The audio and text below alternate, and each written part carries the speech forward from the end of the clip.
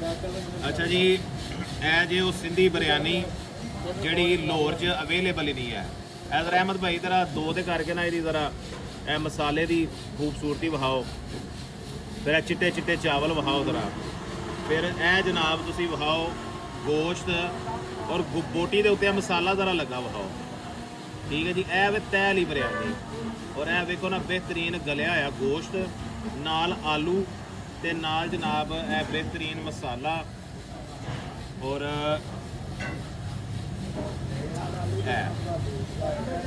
ठीक है जनाब, बेहतरीन क्वालिटी की बिरयानी सिर्फ और सिर्फ स्वाद प्रीमियम तो स्वाद सदीक संज मेन मार्केट तो तुहानूं लभदी है ते फिरोजपुर रोड वाले स्वाद तो भी लभदी है। Thank you.